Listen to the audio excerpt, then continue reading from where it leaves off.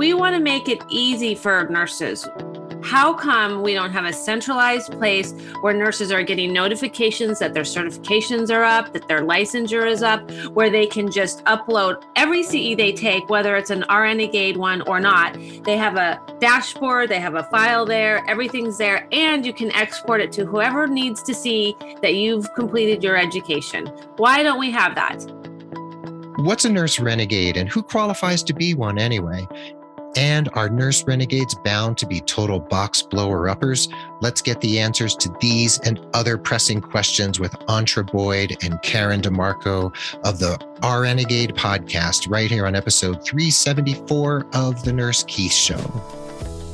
Hey there, this is Nurse Keith. This podcast is about you, your personal professional development, your career, and the healthcare system writ large. And I'm here to share education, ideas, very frequent diatribes to which you are already accustomed, and informative interviews with some of the most inspiring people I can find out there. I love having you along for the ride, and I thank you from the bottom of my nurse podcaster's heart for being part of the growing Nurse Keith Nation. And if you find value in the show, please consider becoming a patron over at patreon.com/Nurse Keith. Creating hundreds of episodes incurs a bunch of costs, and just a couple dollars a month from you could really help support the show. So head over to patreon.com/Nurse Keith to check it out. The show notes will be at nursekeith.com under the podcast drop-down menu. So please head over there as well.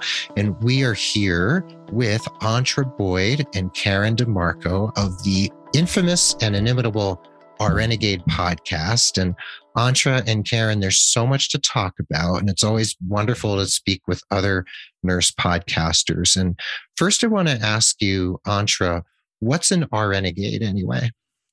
Well, you kind of alluded to it in your introduction. Yes, because a box blower upper, a rebel, innovator, a creative, a disruptor, somebody who doesn't want to do things the way we've, quote, always done them. Somebody who's got passion and is fiery and funny. That's my definition. That's a good one. Okay. And Karen, are you on board with that definition?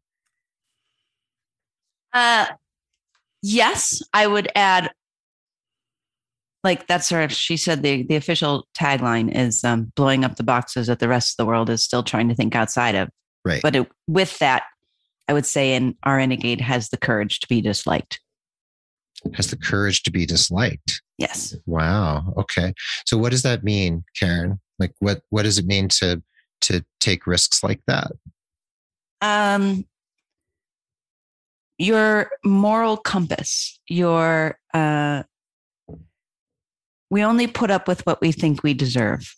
Mm-hmm. And in nursing, especially, when you can find the answer to that question, not fixing and changing the people and the things and the environments around you because of poor me, but it's like, what is it inside of you that is allowing yourself to be treated that way? Not just like, from a bad treatment, like environmental, like, nursing like the administration or the hospital or whatever, but it's in general in your life. And when people can answer that question, why am I allowing myself to be treated this way? Usually the answer is because you have not found the courage to be disliked. So RNegade is, it's infused in, yes, it's the name of a podcast, but it's kind of infused into everything we do. Yeah. It's leading with our moral compass and integrity first. I hear that. Yeah. And Antra, what is it, everything that you all do? Like what is it all about when you get down to it? Like, what are you all trying to get across, and what do you want people to experience when they interact with you and Karen? Well, we could go in a lot of different directions with Start this. Laughing. I know. Yeah, that's a good place to start. So it started with an idea, and really it was Karen's idea because, we were, we're autodidacts. We love information. We love science. We're geeks. We love to learn. And, we talk a lot about this in nursing, this lifelong learning. And she is especially always got the ear pods in, and she got the idea, like, I'm listening to all these podcasts. Why am I not getting continuing education for this? Like Breathe by James Nestor is such a good example, because it's a fascinating look at, his own journey through respiratory and sinus issues. And I learned so much from just that one podcast and that book. So that's how the idea was born. It was, let's, do podcasts, audio, because nurses are busy. They, are good multitaskers. Why can't they be listening to podcasts in the car and getting continuing education for it, instead of the old outdated, poke your eyes out, wait to the last minute because CEs are so boring, or they're not easy to access, or the delivery method is, CDs. I mean, Karen got CDs just recently. CDs, No. who got it? Yeah. I don't Or have anything. 6-hour lectures. Wait, I don't have anything I could put a CD in right now. I mean, I could put it in my toaster, but that's as far as I could go right now. Wait, Slather some butter on that. I don't have a toaster, but I don't have anything I could put a CD in, honestly. Right? Yeah. So that's where it came from. That idea was, let's, do something different. And nursing education needs an overhaul. So it was our place to start. And then we've got big, huge ideas and lots of stuff going on. But that's how our RNegade started, was with that idea. Mm-hmm. And so, Karen, you're going to be mailing out CDs to all your listeners, right? I mean, I have to say the content. I didn't know that the delivery mechanism was going to be 4 6-hour lectures on CD, where I had to go get an external CD player to listen to them. But the content was amazeballs. Like, it's like psychopharmacology of cardio. I mean, it's like a lot of psychoneuroimmunology, how the mind plays with the endocrine system, plays with the immune system, how they all work together. These are a few of my favorite things. Mm-hmm. You could sing that if you want. But the content was great. The delivery mechanism was not. And the cost was not. But it's never all three things. It's never great content, great delivery mechanism, and great cost. It's, something's always lacking. Yeah. So, but the thing that got me was the thing that really, what rated is this show? How much do I have to filter my speech here? I'm trying to rein in my passion. It's okay. You don't have to. My parents described me like this. My mom said that I had 4 sons and Karen was the only one who grew boobs. My dad said, Karen is unprogrammable. Mm-hmm. And where that comes out is, and where I get myself into the most success and the most trouble is, I get so mad when I am doing something. I am putting in the hours. I am spending 20 hours a week at least with podcasts and audiobooks and things to educate myself. And you mean that some state board says that I can't remain a nurse unless I go and pick through the pile of crap over here? I don't think so. So it was this, for those who are curious, for those who are autodidacts, for those who are already doing the work to keep themselves educated and keep themselves updated, they deserve credit for what they're already doing. So that's where we're starting. I don't know if that answered your question. I just went on a tirade. It answered some question. Yeah. Even if it might have answered one I didn't ask yet, but that's fine. Yeah. You're prescient. It's okay. So, and the show is really fun. I heard the one where you interviewed, was it your uncle, Karen, or? No, it's my uncle. Did you listen to that? Yeah. And you've had some really, really great people on the show, and it's really fun, and there's snort laughing and all that kind of stuff. So, you all are as advertised. That's good to know. Yeah. So part of it is to provide fun, entertaining, informative experiences for nurses who can listen while they're changing diapers and running and going grocery shopping and then get CEs, right? Like that's part of it. Yeah, but then get this. What? The other thing that's so frustrating about the whole CE process is, I don't know about you, Keith, but I still have a file in my desk with CEs. And, luckily I've never been audited, but where do you keep them all? Why are we still putting them in a file folder? Or if you can upload them to certain, like if you have a certification, I had an operating room certification. They do have a place you can upload your CEs there, but not all CEs. It just depends on the ones that they actually approve. So there's no centralized place, and it's not easy. So you got some CEs here, some in your drawer, some like it's just a cluster. Some on your hard drive, right? Some on your hard drive. Yeah. We want to make it easy for nurses. Like that is kind of what was born out of what Karen was just talking about. How come we don't have a centralized place where nurses are getting notifications that their certifications are up, that their licensure is up, where they can just upload every CE they take, whether it's an RNegade one or not. They have a dashboard, they have a file there, everything's there, and you can export it to whoever needs to see that you've completed your education. Why don't we have that? It's right. So you all need to be president, obviously. Yeah. Clearly. Yeah. Or co-president. Queens of the nursing profession. I'll take that. So you all are both nurses. So Antra, you mentioned OR, right? Mm-hmm. Was that like your happy place or not so happy place? I spent 20 years in the operating room. 20 years. Yeah. And Karen, what about you? ICU, flight, trauma, the high adrenaline stuff. I was just going to say like the really low adrenaline stuff. Yeah. Well, I mean, I couldn't do like, my brain just worked. I could do a lot and focus on a lot of things in this little box right here. But if I just spread myself, people would die. Yeah. You had to be really focused. Yeah. I have like a attention abundance disorder. Oh, I see. That's what my mom called it. That's really nice. Attention abundance disorder. So, and Karen, are you actually an apocalypse prepper? No, I told you it's all the gear, no idea. Oh, okay. Like I am, I don't know about apocalypse.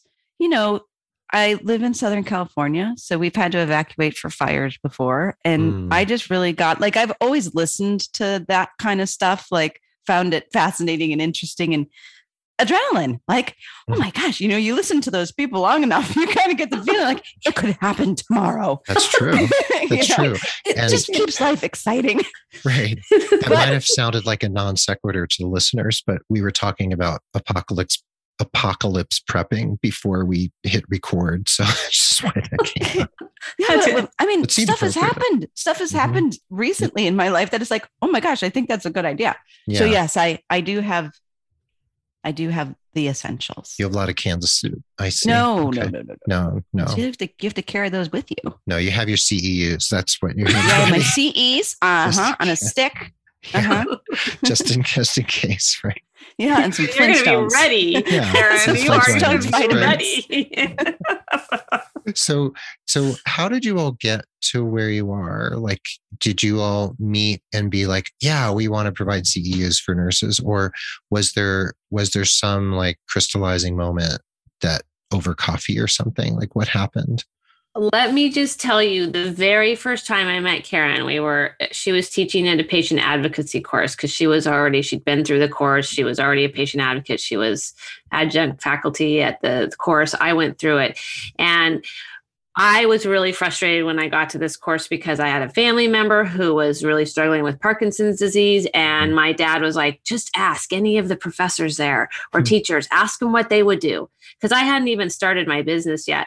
And I was an OR nurse. So Karen seemed like a nice person and I liked the way she taught. So I went up to her and I asked her, what would you do? And she looked at me and she's like, what would you do? And I was like, what do you mean? It's like, well, what would you do? And I was so pissed because I was asking the expert and she wouldn't give me the answer. She's like, she went with the Socratic method. Oh, I was so mad. I was like, and so she said, come back in a couple days because it was a week-long class. And so I stewed about it for like 3 days. Finally, I was like, I just want the answer. So I'll come up with a whole list and send it to her. And then she can. Told her, I'm like, tell you what, send me an email of what you think you would do, what you think you would do. and then we'll talk about it. I did it. She came back and she's like, there's a couple things I could add, but mostly you know what to do. And for me, it was this, like, it was the first time I'd ever really met her, but oh my gosh, like all along in my whole entire life, I knew what to do. It was a huge, like, penny drop. It was, it changed my life forever. It was just a massive shift in the way I saw the world and the way I saw myself. And so I did some coaching with Karen for a couple of years, and then got to be more myself. And I think at that point we just became really good friends and knew we wanted to do something together. And so that's how she got the idea, and we just went with it. Cool. And how do you all feel about the world of entrepreneurship for nurses? Like, do you feel like the doors are wide open and we can do whatever we want? Do you feel like there are strictures and boxes there too that need to be blown up? Like, where does that land with you, Karen? No, doors are wide open. I mean, the world is your oyster. Nursing gives you so many avenues. I mean, to become an entrepreneur, you don't even have to get the extra, like, oh, I think legal, I'll do a legal degree and a nurse. You don't have to there's so many things that you can do. And like we've found out, like I started a private patient advocacy business in 2011 and just worked at it. I had a waiting list in 6 months, but when I say that, it's not like people were like lining up out the doors, because it was like that balance between, okay, when do it, like going more and more and more part-time while I got busier and busier, and I also had 3 kids. But that opened the avenue to, okay, I have to leave my kid's 6th birthday party because one of my clients was in the emergency room. Okay, I can't do this anymore. But at the same time, I helped out a guy, one of my clients owned a company. And because we know all about functional integrative medicine and whatever, he was getting off of his medications. He's like, why doesn't everybody know about this? I want this for my staff. I want this for my community. So he hired me to do a corporate wellness program. And then he had friends. And then I kind of just went into corporate wellness. And that evolved into, I collect C-glass and coaching certifications. So like, then I just started getting into one-to-one coaching. And now before Antra and I started RNegade, I was teaching, because of the magic of the interwebs, groups internationally with whatever topic I was down a rabbit hole, so you just, you can't be afraid to fail. Because a couple of things, it's going to, it's like pulling that cord on a lawnmower that hasn't been started in a while. Yeah. I mean, something might just start up. True. But it's really nice to be a nurse and start a business, because you can work anywhere and you can work as much or as little as you want. So a lot of people don't have that option, that safety net. No, yeah, the safety net is huge, because you can, like my business partner, when we started our advocacy business here in Oregon, she was working full time. Then we started to get clients. She went down to per diem, and it was like, well, if once I just leave the hospital system completely, and, we'll see what happens with our business, but if it doesn't work, I can always go back to being an OR nurse. Like that safety net is huge. And so there's really no reason not to try if you're inclined to, because nurses have that ability to just work whenever they want. Right. Wherever they want. With the caveat that the stupid caveat that makes me want to pull my hair out is when people go off and do different things and then they want to come back to the clinical space, in some ridiculously ignorant hiring manager will say something like, so there's this gap in your resume. You haven't worked clinically for 18 months. And I'm like, I was talking to a client the other day who'd had a few months where she'd been doing other things. And we were talking about this notion of, the gap, that this mystical gap in the resume that becomes this huge stone tied around your neck. It's like, what were you doing between March and June of 2017 anyway? And it's like, well, none of your business. I was gardening, or I went to Tibet for 3 months, or my grandmother was dying. But what business is it of yours what I was doing between March and June of 2017? And this is where people get stuck and they get afraid because they're afraid that, oh, if I leave the clinical space, I'm not going to be able to go back. And this is where we need to have the conversation about how you need to do what it is you want to do. And then you figure out a way to get around those ignorant people who stand in your way. Don't you think? Glad you said that. That just fires me up. I know. I'm so glad you said it. But I mean, even if, or you think about it, like I went right into intensive care out of college. I went to a 4-year, got a bachelor's.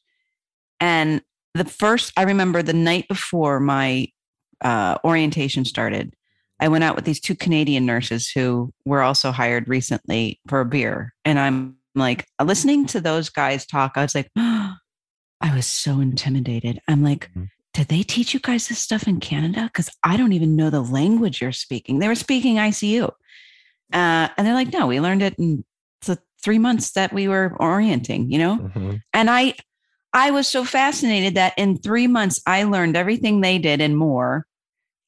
And 5% of it is what I learned in those 4 years of nursing school. Absolutely. So why, I mean, literally, I could have graduated high school because, you know, it's your ability to think critically. And if you know how to learn, I could have gone at 18 and done that in 3 months and learned the same things. I didn't need everything that, you know, I learned what I needed for the ICU on the job. So that would be my answer to any of that, the ignoramuses who inquire about your gap. Yeah. You know, I learned what I needed to learn in 3 months. You know, don't you do an orientation here? Yeah, that the ignorance out there is enormous. And now we have, this is a whole nother rabbit hole, but we have applicant tracking systems where you upload your resume and a bot reads your resume and a human being doesn't even look at it unless it passes muster with the bot. You know, and with one of those, you can just put a list of words on a piece of paper and upload it.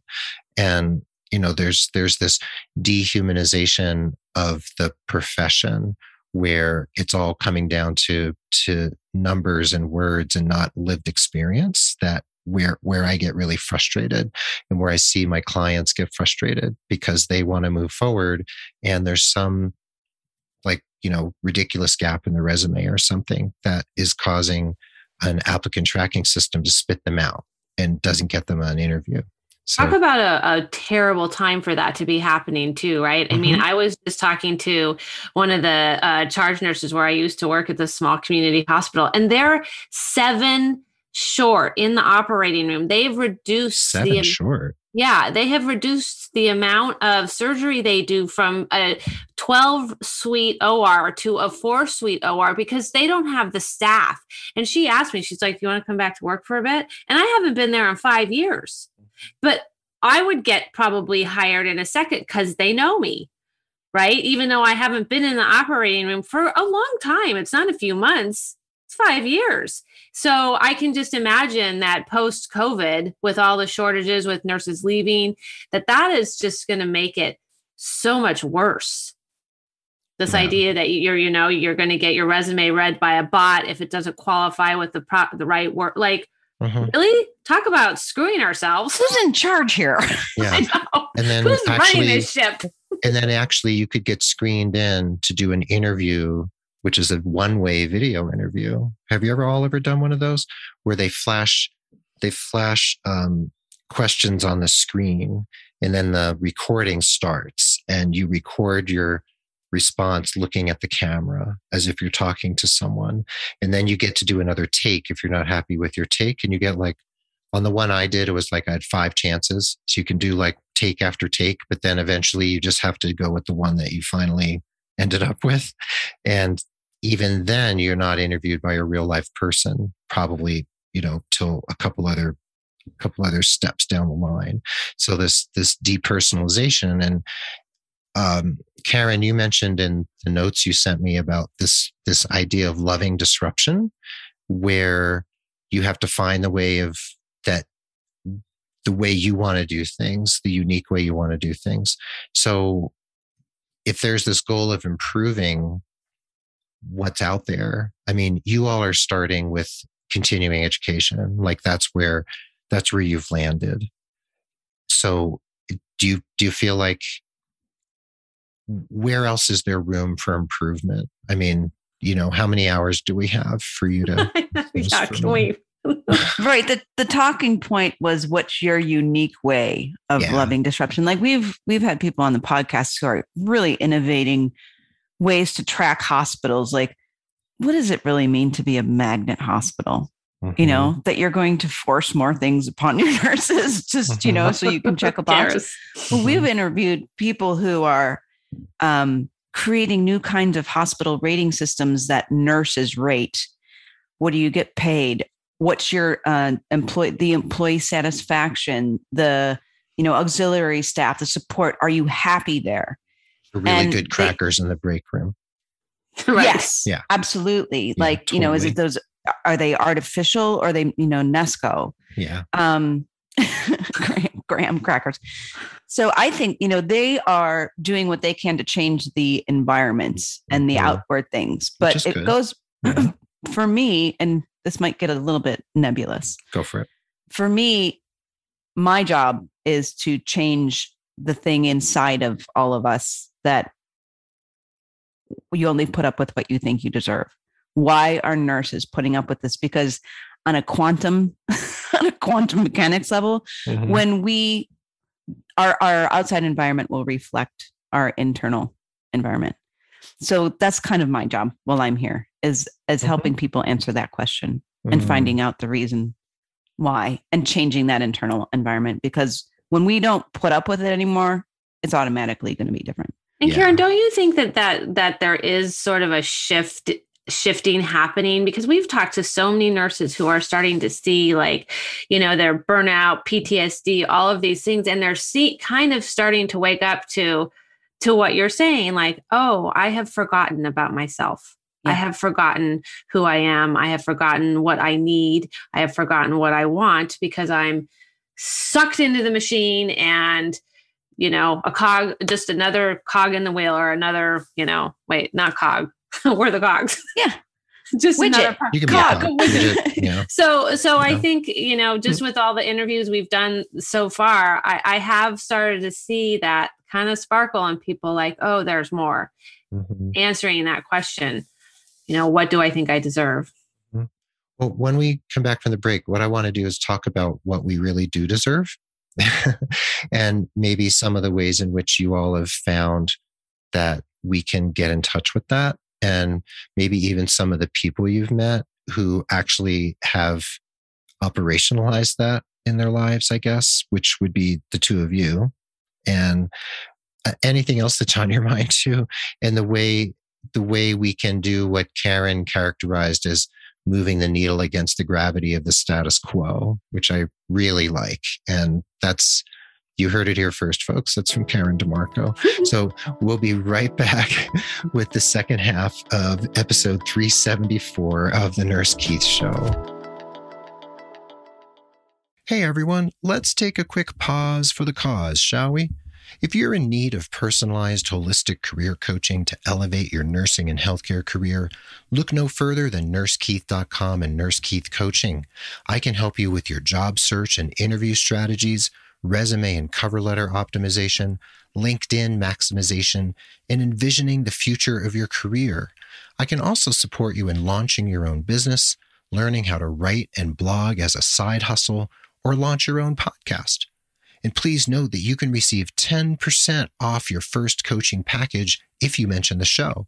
So email me at keith@nursekeith.com to schedule a complimentary 30-minute strategy session.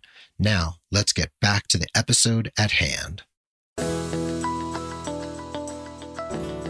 And welcome back to the second half of the episode. Again, we're here with new friends of the pod and my new friends, Antra Boyd and Karen DiMarco of RNegade, the RNegade podcast, and more. And prior to the break, we were talking about blowing up boxes, and we were talking about applicant tracking systems and epidemic level ignorance. I mean, we could go in so many directions. But Karen, this quote that I mentioned before, which is, how do we move the needle against the gravity of the status quo? So what are a couple other of the symptoms of the status quo that you've identified in the profession? Symptoms of the status quo. It's this 50-year history, 60, maybe more, and it's getting worse every year of more and more work put upon us and less support to do that work, and more. The status quo is defined as zero common sense. And people don't want to change because, well, we just sit and complain about it and nobody does anything about it because we're going up there instead of, Antra came up with this concept, which I thought was brilliant, because it's like you're trying to go to the administration, the people who created the problem, to fix the problem. You can't do that.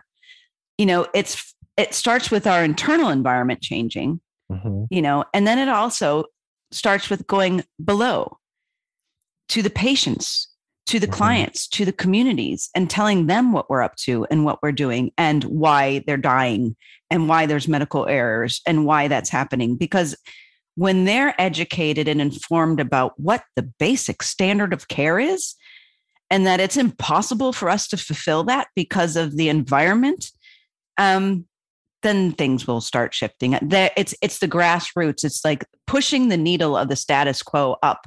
Conquering the gravity that's keeping it down is going to come from ourselves and the people we serve to hold that up, and mostly from changing what's inside of here that thinks we deserve it.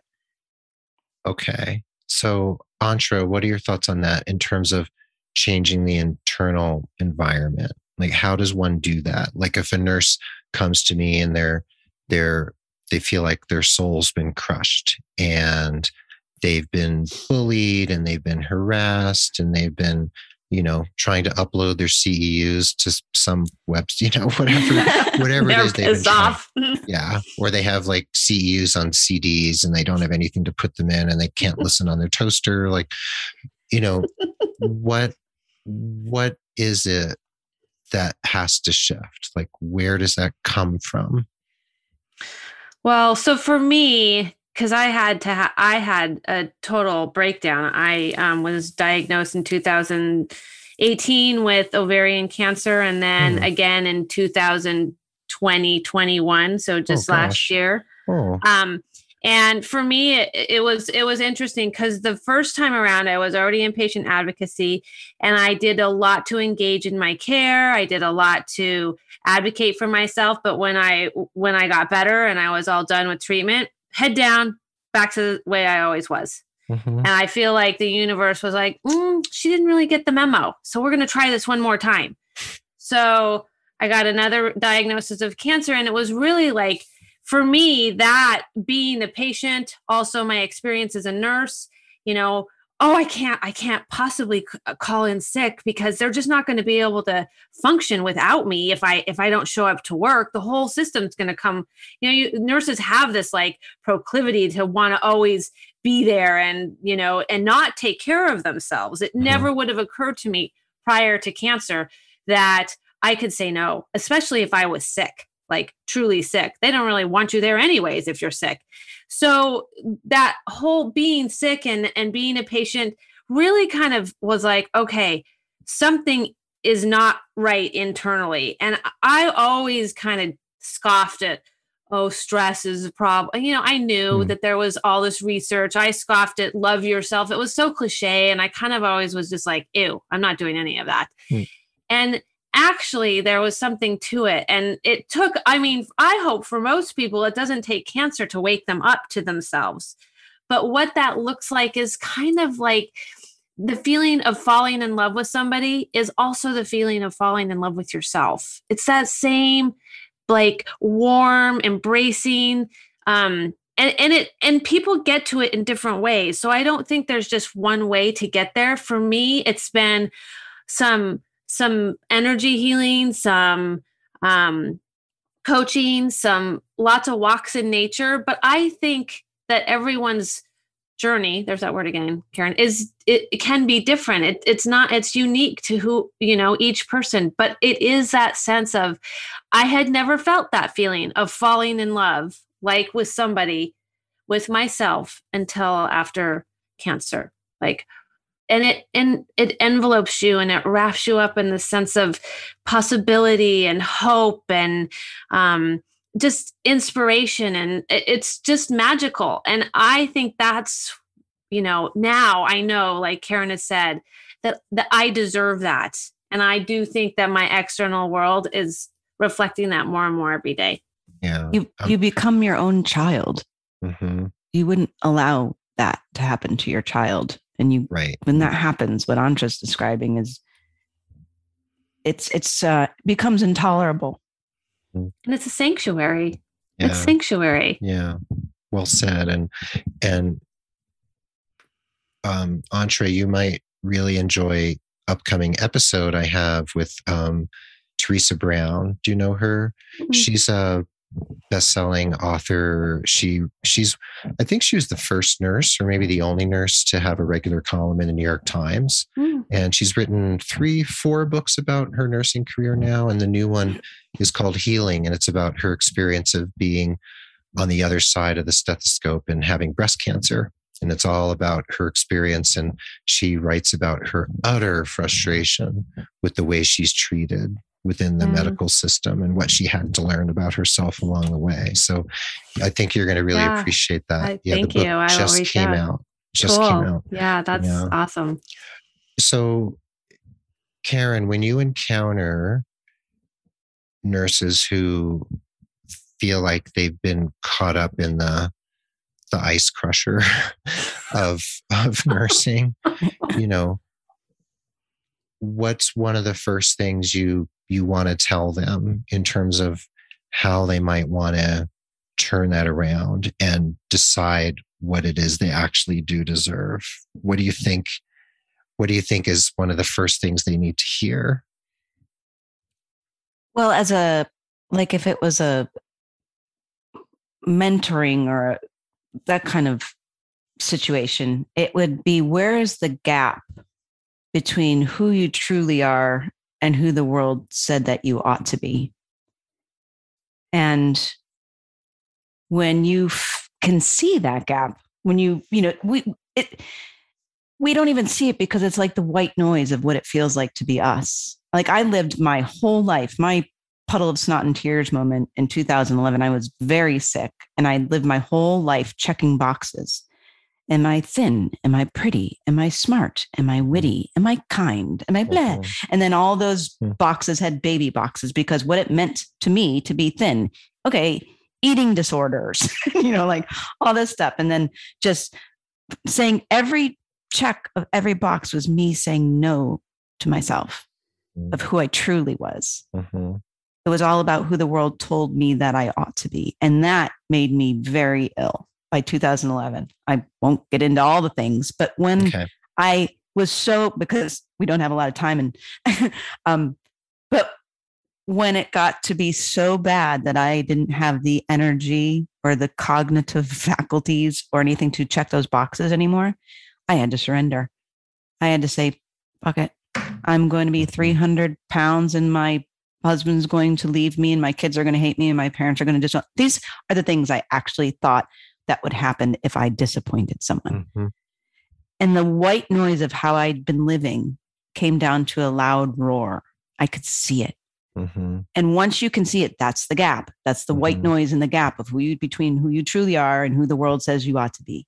And when that gap collapses, like it did for Antra, that's its same feeling. It's quiet up there and you meet yourself for the first time. And that's the only thing that has to happen, because you will not, the ice crusher is intolerable. You won't have to practice mantras or look at yourself in the mirror and practice being bold. It becomes like protecting your own child. You don't have to learn that shit. You just do it. So, you just do it. You do it. It's instinctual, and you become that to yourself. So that's really the only thing that needs to happen is, where are those gaps? Where are you saying no to yourself? And then conquering, once you get that, it's scary, right? It doesn't happen overnight, because it's like, okay, I'm going to have to say no to this person. I'm going to have to stand up to myself. And you anticipate. And can I spit out one more metaphor that I like to use for this? Because it's so perfect. Go for it. At Disneyland, there's the Indiana Jones and the Temple of Doom ride. And you're in this automated moving cart, and there's this rat screen. It looks like, like black things with beady red eyes are just like scurrying, and your car is going toward that thing. These rats are going to be, they're going to be all over you. And it is so scary. And you're like, no, but it's made of flaps. So you just go through. So you're like, no. Oh, that was kind of exciting. But that's what we do. We tell ourselves all these scary things that are going to happen. We create the rat screen. And we stop our car like Fred Flintstone with his feet out. Like, we stop our car in front of the rat screen and go, no. And we read books and take medications and, go to see counselors and go through courses to try to prevent ourselves from dealing with the rats on the screen. And we don't want to go through. And really life comes by like it did for Antra twice. And for me, and it just pushes you through. And that's the lesson you have to learn, that it's really just making it up. It's not that scary. But so number one is, where is the gap? Seeing it, hearing the white noise. And number two is seeing that you really don't have to be afraid, but that takes practice. It does take practice. And like they say on the, when you go in the underground in London, it says, mind the gap, right? It's like you have to watch for the gap. Yeah. And Antra, no wonder you want to hang out with Karen. Yeah, of course. Yeah. Does she spout stuff like this, like over coffee and, just when you're she's been hugely influential in my life. Absolutely. Yeah. What do you like most about podcasting and this world that you all have found, of audio and reaching people and doing interviews? What's the part about it that like really lights you up? Well, so we went into podcasting, with like, we were having trouble hooking up our microphones for the first podcast. Like we started from like the ground of knowing nothing, which I really liked. I thought was really fun. And you can see kind of the evolution of us getting better and better, talking and interacting with each other as well as with our guests. But what was surprising to us and to me was, we would talk to all these amazing people, and I cry in almost every episode. I almost started crying in this episode a few seconds back when Karen was talking, but just so touched by people and so just inspired by people. And so what I really have loved about this is that I am in the unique position as a podcaster to shine the light on other people and to say, look at this person, look at how amazing they are. And we have just nurses, and I in particular have been astounding to interview. And I have loved to just share it all over social media, I just like to shine the light on. And that's been such a gift just for me it just lights me up to share, with the world what other nurses are doing. And it could be anyone, right? We have interviewed innovators and disruptors, people still working at bedside. Like it isn't just one group of nurses. It's like your uncle. So that's been, my uncle, he's a funny one. He was so funny at the end. We didn't get to talk about the liver. He was so disappointed. Oh, poor guy. The poor left out liver. Yeah. Anyway. We started podcasting. We launched RNFM Radio. That was our first podcast in January of 2012. And I think it was like the second nursing podcast on the internet or something, or maybe the third. So cool. And, we also wanted to just interview cool people doing cool things. And I think there's no shortage of cool people doing cool things now, 10 years later. And there's a overabundance. And, you all are trying to provide a space that's, that's fun, that's entertaining, that's informative, where people can get CEUs in a interesting way. And, you don't mail people CDs, which I think is a real shame. But maybe we will. It's like a we'd have to mail them all toasters too. I mean, right, you do. But the USPS needs our support. So, you might want to consider, well, actually, shine a little light on them too. yeah. The USPS needs it. Yeah. So where do you all have a vision of going with this, Karen? So there's the CEUs and the podcast, and you both do patient advocacy and all that sort of stuff, in your own businesses in California and in Oregon, respectively. But where else do you feel like you could head and blow up more boxes? Like, is there anything you can reveal about what you're thinking about? We see this going and helping other podcasters in the health space also get CEs awarded for their podcasts. So that, so it's like a podcast academy. Sign me up. We'll talk. Okay. We see that happening because we don't want to be, there's no reason for us to be in competition. Like there's people starting to do CE by podcast. All we see the people popping up all over the place. Yeah. And we want to create an academy of all of us or who are doing this. So you can go, so that's kind of like, that's an idea that's springing up, but it's to continue to disrupt the status quo in nursing education.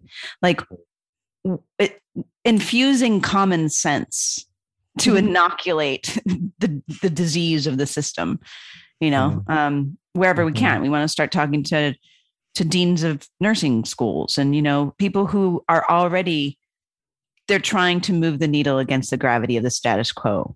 And maybe they think they're alone. So if we can join our voices together and support people, find those renegades and give them support and think of new ways to do things and people who are willing to innovate. I mean, I see that happening. I think I'm hearing, I always like to make up names of the memoir that someone's going to write. And Karen, yours is going to be The Gravity of the Status Quo, a nurse renegade's story or something like that. Yeah. And Antra, do you have the same vision? Do you feel like that's one of the places you would like to head? And do you see anything else that might need to get out in the world? Like, are there certain pockets of the profession you see that need extra attention, extra care? I think there are lots of pockets that need extra attention and extra care. And, my squirrel comes out because I'm like, oh my gosh, we got to go there. We got to do this. We got to save this. We got to fix this. And Karen always brings me back to, we are in our own space. We're doing that. We're just doing it in our space. And that's been really helpful for me because I get very, very passionate about, that's why I left the operating room, because I was trying to change the system from the inside, and, poor patient outcomes in surgery they're terrible, right? Things get left in patients. We do wrong site surgery 40 times a week in this country. Now, statistically speaking, that makes it a very rare event because we do so much surgery in this country, but it wouldn't matter if it was you that had a wrong side surgery, right? So 40 times a week in my mind is a lot.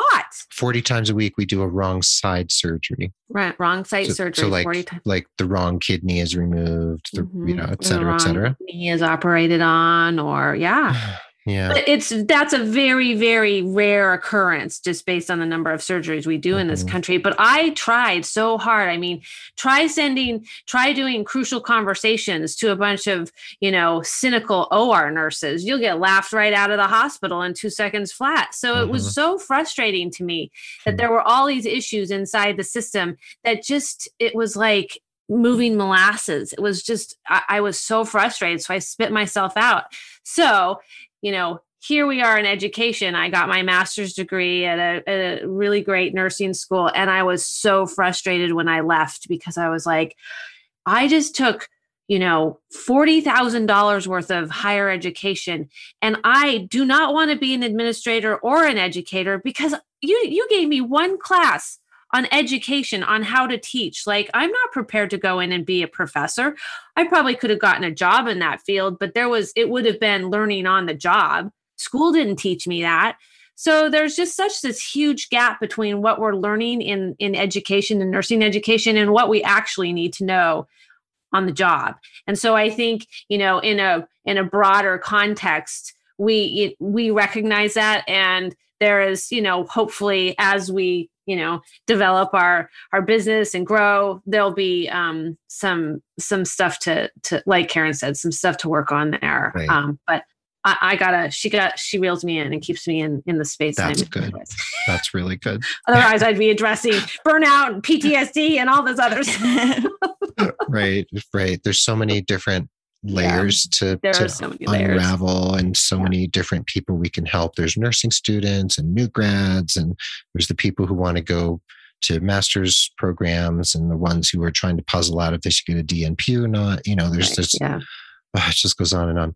But I want to go on and on and on with y'all too, but we do have to wrap up. And people can find you at RNegade.pro. That's RNegade.pro. And you're all around Facebook, Instagram, you're all around LinkedIn. And before we go, there's 4 questions I usually ask each guest. And since there's 2 of you, we'll have to kind of keep these more concise. But I'm going to ask each of you each question, okay? So, Antra, the first question is, how do you define success? It is that internal state. Mm-hmm. How do I feel about myself? Mm-hmm. That's success. That's been my greatest success. That's good. Now, this isn't fair because Karen's had like 15 seconds to think about her answer. But Karen, how about you? It's the feeling of the gap collapsing between who you truly are and who the world said you ought to be. That's good. And remembering that your father said that you were unprogrammable. Right. Yeah. Right. And realizing that's a good thing, not a bad thing. Yeah. Now we're going to go toggle the other direction. So now Antra will have a head start thinking about her answer to the next question. So Karen, how would you describe one person who's inspired you in the course of your life, living or dead, famous or not? How would I describe, like name the person or just describe the person? Describe them, name them, call them out. She looks and sounds a lot like Antra, because it's Antra. Oh, okay. It's funny because when we started out knowing each other, I was her coach, and watching her courage and go through what she went through, she became mine. Just her life and the way the grace she handled that with, and dog with a bone. She was very inspiring. So her life has become my coach. Oh, that's lovely. And how about you, Antra? I didn't have to prepare. Like, obviously, it's Karen. I mean, we didn't plan this. No, I know that.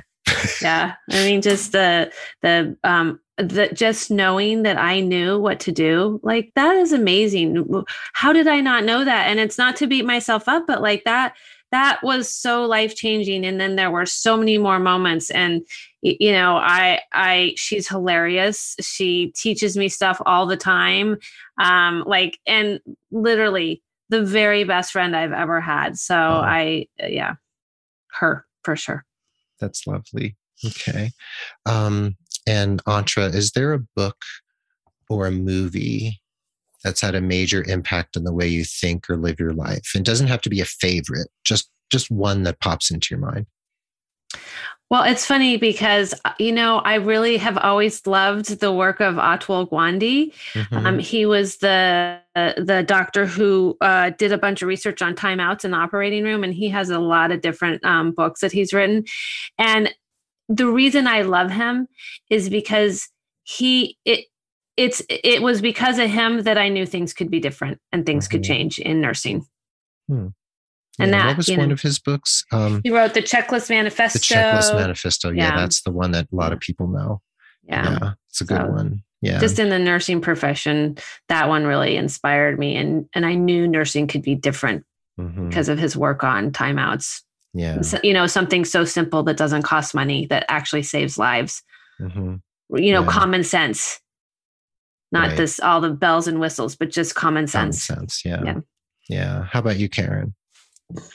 I would say the most recent one, because it's more of a genre than anything like that. But I love how spirit and science, things that prove, like, because I'm a big cynic, prove it.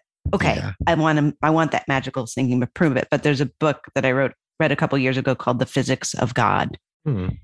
And it really is like quantum mechanics and all the experiments and from nocebo and placebo. Like I love anything that links those two. Yeah. You might like The Awakened Brain. That's a book I read recently. It's about the science of spirituality. It's interesting. Yeah. Yeah. It's a good one. Yeah. Writing that down. Yeah. And Karen, what's one piece of advice you'd give your 18-year-old self? So 18-year-old Karen, whether you think she'd listen or not.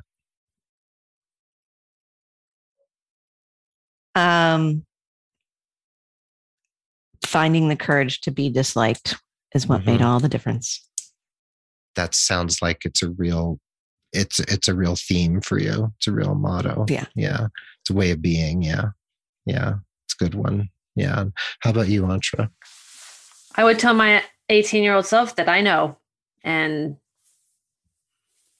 who cares what anybody else says? You know, we all know. We know. It feels like truth. It feels like peace when you're in fear and you're scared.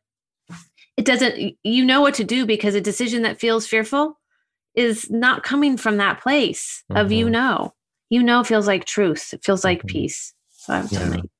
Nice. That's lovely. Well, thanks for playing along with that. It's been really fun asking people these questions. They're really eliciting interesting answers. Yeah, so you should make a montage. Yeah, I can make a coffee table book. Yeah, totally. Yeah. This is great.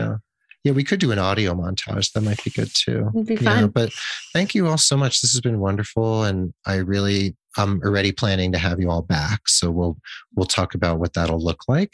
And I really, really encourage people to listen to RNegade and to engage with your membership program so that they can sign up and do the CEs, which I think is really cool. And, we're going to have to keep in really close touch because we're new friends and there's a lot to learn from each other. So thank you all so much for reaching out to me and, just saying, hey, can we be on your podcast? Thank you. Yeah, thank you for having us. Thank you. Well, there you have it. Thanks for listening to this awesome episode of the Nurse Keith Show. The show notes will be over at nursekeith.com. And remember, go to RNegade.pro and also listen to the podcast on any of your favorite podcast players and sign up for their membership program so you can get CEs listening to their amazing and hilarious and entertaining and informative podcast, RNegade. And again, please consider becoming a patron over at patreon.com. I would love your support if you'd like to help support the show. We are members of the Health Podcast Network at healthpodcastnetwork.com. We're adroitly produced by Rob Johnston of 520R Podcasting, and Mark Cappy Speeson is our stalwart social media ringmaster and newsletter wrangler. Before we say goodbye, I'll leave you with this quote, one of my favorites, and it's by the musician Robert Fripp. May my living honor my parents. May my living repay the debt of my existence. Be well, dig deep, seek joy, keep in touch. This is Nurse Keith saying adios till next time from beautiful Santa Fe, New Mexico, where Antra is coming to visit in July. And we're going to have coffee. That's and right. Antra Boyd is calling in from Portland, Oregon. Beautiful Portland. And Karen DiMarco from Lake Sherwood, California. Lake Sherwood, California. Thank you so much, Antra. Thank you, Karen. Thanks to everyone for listening, and we'll catch you on the proverbial flip side.